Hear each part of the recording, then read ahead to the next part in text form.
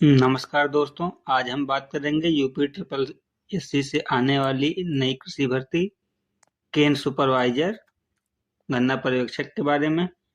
जानेंगे कि यह एजीटीए से कितना अलग है, इसका सिलेबस क्या रहेगा, इसका वेतनमान कितना होता है, इसके लिए शैक्षणिक योग्यता क्या है और इसकी तैयारी कैसे करनी है और कब तक यह वैकेंसी आएगी। आपको याद होगा कि पिछली वीडियो में मैंने शॉर्ट्स के माध्यम से इस वैकेंसी के बारे में बताया था। तो अभ्यर्थियों के कमेंट आए थे कि सर इस पर एक डिटेल वीडियो बना दीजिए। एक बार जल्दी से रिकैप कर लेते हैं कि इसमें 1128 रिक्त पद हैं, 24 इसका ग्रेड पे है, कृषि स्नातक और ट्रिपल सी चाहिए, एज लिमिट 18 से 40 साल है, लास्ट वैकेंसी 2016 में ये आई थी। अब जान लेते हैं कि कृषि प्राविधिक सहायक और गन्ना पर्यवेक्षक के सिलेबस में क्या अंतर है। तो जैसा कि आपको पता है कि यूपी ट्रिपल एससी में सभी वैकेंसियों में अब नया सिलेबस आ रहा है। नया सिलेबस आने की वजह से जो पिछले बार पेपर हुआ था उससे अलग आएगा। तो अब क्या होता है कि 65 नंबर का सबसे पहले आपका सब्जेक्ट स्पेशल मतलब एग्रीकल्चर स्पेशल आएगा। 20 नंबर का यूपी जीके रहेगा, यूपी स्पेशल, और 15 अंक का कंप्यूटर होता है। तो इसी सिलेबस को आप आधार मान करके एजीटी सिलेबस को अपनी तैयारी प्रारंभ कर सकते हैं।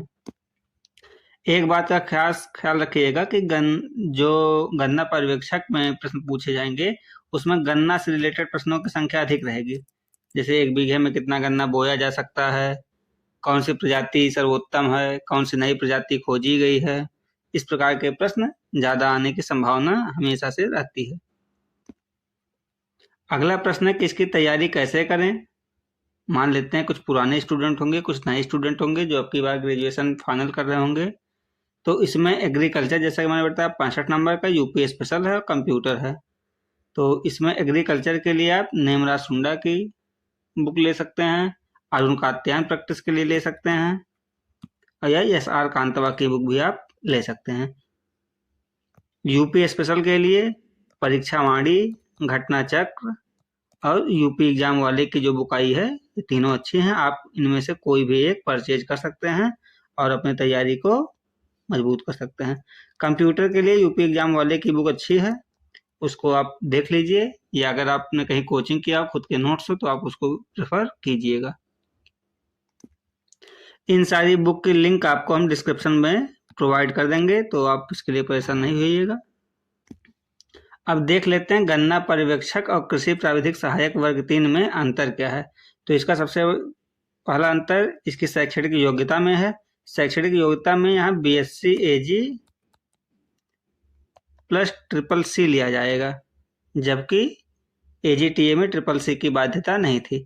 उम्र सीमा की बात करें तो एजीटीए में 21 साल उम्र सीमा होती है, 21 से 40, और केन वाले में आपको 18 से 40 उम्र सीमा रहेगी। यानी कि अगर 18 साल आपकी आयु पूरी हो गई है तो आप यह फॉर्म डाल सकते हैं। तो जो अभी हाल ही में ग्रेजुएट हुए हैं उनके लिए बहुत बढ़िया अवसर रहेगा। इसके अलावा देख लेते हैं और क्या अंतर रहेगा। तो गन्ना पर्यवेक्षक गन्ना विभाग का सबसे निचला पद है, जबकि कृषि प्राविधिक सहायक के नीचे एटीएम, बीटीएम और कुछ अन्य संविदा कर्मी भी कार्य करते हैं। प्रमोशन देख लेते हैं कि गन्ना पर्यवेक्षक में प्रमोशन कैसे होता है। तो सबसे पहले आप केन सुपरवाइजर पर ज्वाइन करेंगे। केन सुपरवाइजर होने के बाद गन्ना विकास निरीक्षक एक पद होता है, गन्ना विकास निरीक्षक।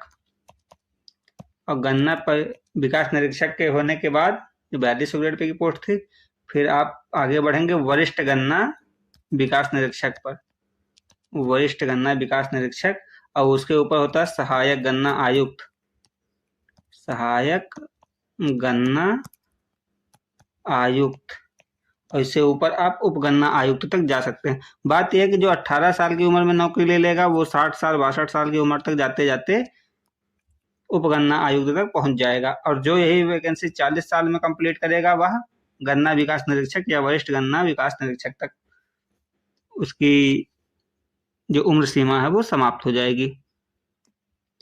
वहीं अगर एजीटीए की भी बात कर लेते हैं तो एजीटीए में प्रमोट होकर के आप पहले एसटीए बनते हैं जो 46 ग्रेड पे की जॉब है। उसके बाद आप ईओ एग्रीकल्चर एक्सटेंशन ऑफिसर या फिर एडीओ, एग्रीकल्चर डेवलपमेंट ऑफिसर बनते हैं।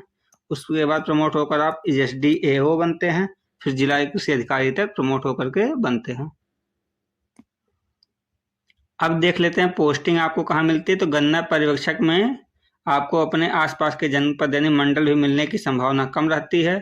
गन्ना पर्यवेक्षक में गृह जनपद मिलने की भविष्य में भी संभावना बहुत कम है, जबकि कृषि प्राविधिक सहायक में पहली पोस्टिंग आपको आसपास के जिले में मिल जाती है। अगर आपके नंबर अच्छे हैं तो आपको आसपास के जिले में मिल जाएगा, और 2 से 3 साल के बाद जो आकांक्षी जिले होते हैं वहां से 2 साल तक ट्रांसफर बिल्कुल नहीं होता है।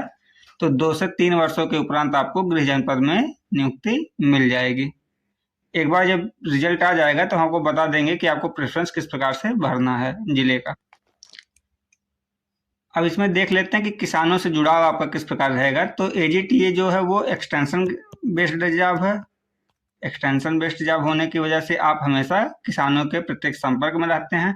गन्ना पर्यवेक्षक ये भी किसानों के संपर्क में रहते हैं, लेकिन इनका संपर्क कम होता है, क्योंकि जैसे मौसमी फसल है तो उस हिसाब से थोड़ा सा किसानों से जुड़ाव कम रहता है। उम्मीद है कि आप बेहतर तरीके से समझ पाए होंगे कि दोनों वैकेंसी में अंतर क्या है। अगर इसके अलावा आपका कोई और भी प्रश्न है तो आप उसको कमेंट में पूछ सकते हैं। हमारे चैनल पर उपलब्ध कुछ अन्य वीडियो जैसे कि एसटीए रिजल्ट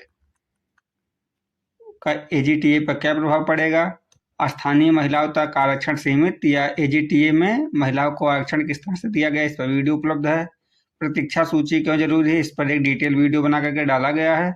और एजीटीए कट ऑफ पर इतना बवाल क्यों हो रहा है, इस पर भी एक वीडियो है।